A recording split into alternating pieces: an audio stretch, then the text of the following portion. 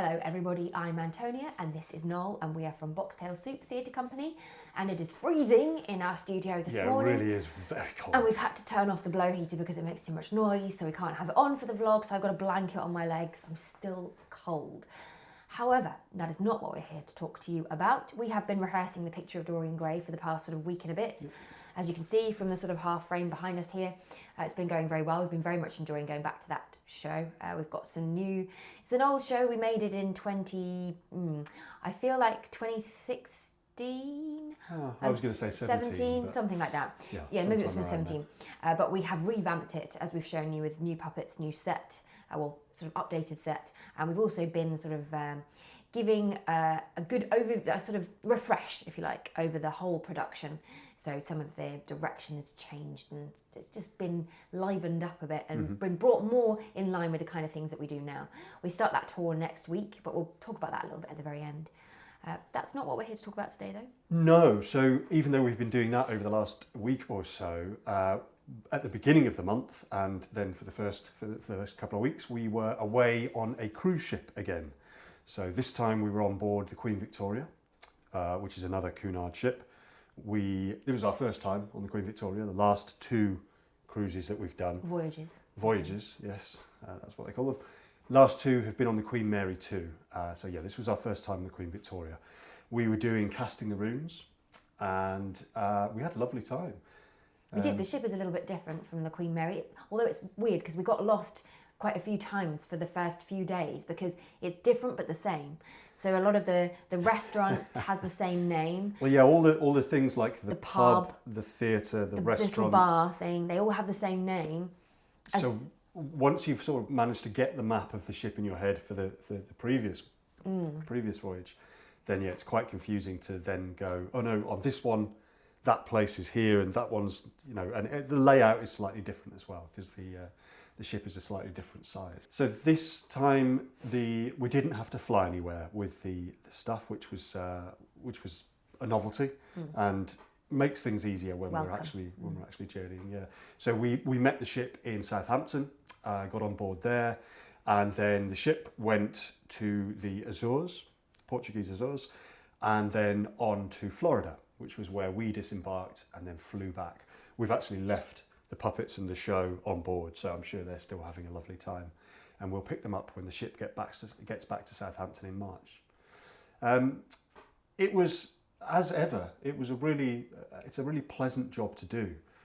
I think one of the biggest things, as we might have said last time, is that because there's no kind of travelling or no logistical stuff to worry about really. Once you're there. Yeah, once we're actually on board. So we can go, and once we've done the technical rehearsal and stuff in the theatre and we know how everything's going to work, then it's all very straightforward because from our cabin, we just have to walk down a couple of flights of stairs into the theatre, set up the show and you're ready to go.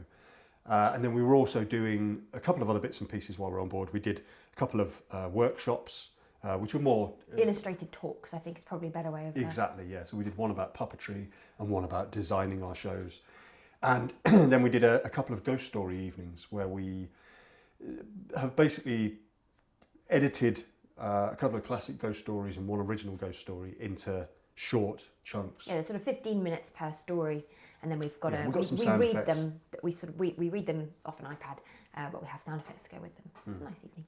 Yeah, and people really seem to enjoy that as well. Yeah, I mean, the ship itself is very pleasant to be on, of course.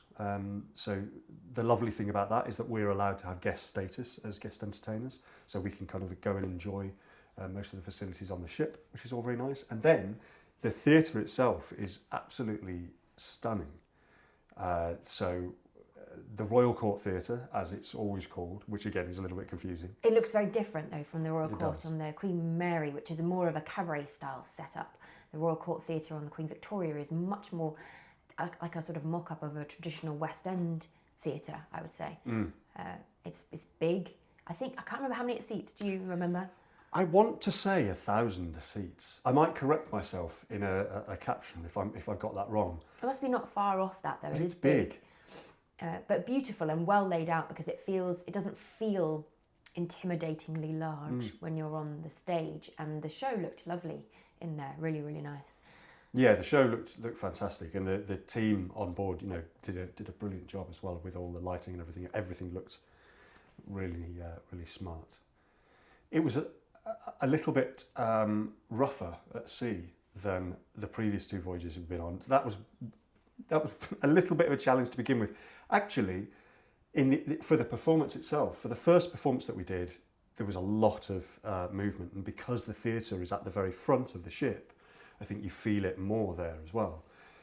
However, as far as the audience were concerned, I mean, we were worried when we were setting things up that it might affect some of our set. Well, we thought things might fall over for a start, because obviously there's no way we would ever have tested for that amount of floor movement, because it really was like it was doing this. But it wasn't just that it was moving, it was also there were very large waves that day, so the ship was kind of crashing into these waves, and at the point at which it crashed, the whole thing would go boom, like this, and you could see the lights shaking and our set shaking.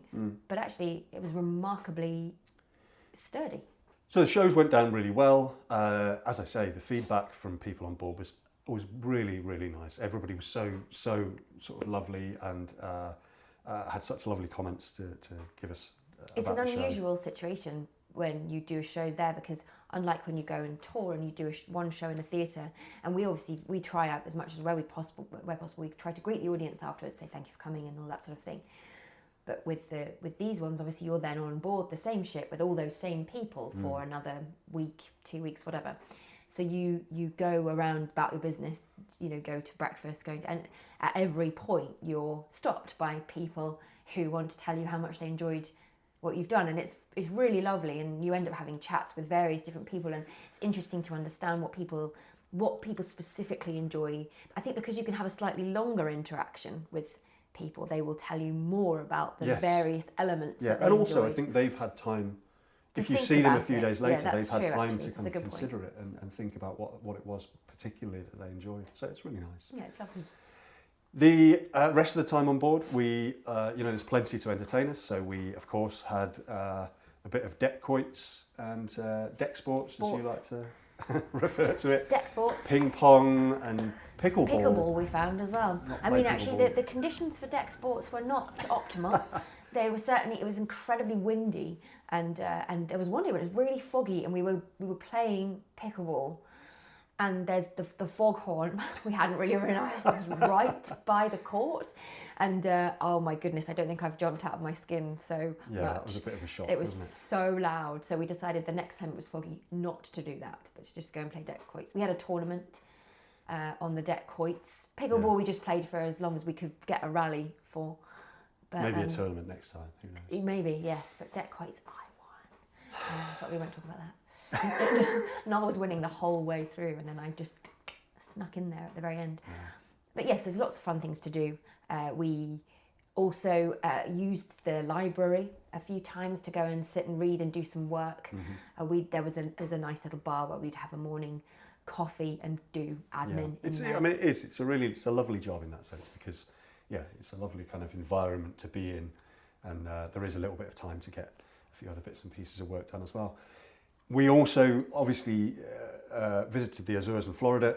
For us, because we're working, often we don't perhaps get to explore as much as we might. So the day that we were docked at the Azores, we were doing our technical rehearsal. So we were in the theatre most of the day. I think we got out about 3:30. We had an hour, I think, to get from the ship to the place where the little shuttle dropped you off, run around for about 20 minutes and then get back on the bus.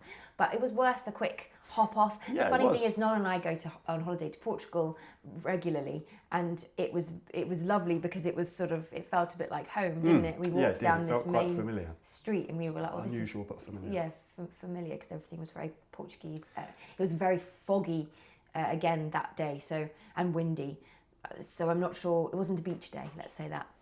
And then finally, the ship docked in Florida, first at Port Canaveral, and we did get off briefly there. And again, we didn't really have a chance to do much, but we looked around the local area, popped over to Cocoa Beach and the Manatee Sanctuary. We didn't see any manatees apart from the statue of one. Yeah. I don't think it was a season for them. And then the following day, the ship moved on to Miami, which was where we got off and flew back. And then I think we were pretty much back at work the following day. We seemed to manage the jet lag relatively well, but we were back in the studio the day afterwards and straight to work on the picture of Dorian Gray. Yeah, so it was a little adventure. We had fun. It is a nice job to do, particularly in January, I think. It's a nice way to start the year. Yeah, it is. And we've, like I said, so we're into rehearsals for The Frog and the Princess tomorrow. I don't know if I said that already. If I didn't, that's what we're doing. We're in the rehearsals for The Frog and the Princess tomorrow, and then we've got our first show of that on Sunday at Jackson's Lane. So if you are interested in seeing that one in London, then that's the time to do it. Then The Picture of Dorian Gray starts the following week in Cheltenham. I think there's only one ticket left for each of those shows there, and The Frog and the Princess is sold out there. Actually, there are quite a few venues now on the tour that are either full or filling very fast. So if you are looking to see us I know in Norwich, Frog is sold out, The Picture of Dorian Gray is on limited tickets now, and in Bath it's the same thing. So the Dorian Gray again is on very limited tickets. So if you are looking to book any of those, please do hop on now and grab those before they go. I think, other than that, that's all we've got to say really. And we'll see you next time.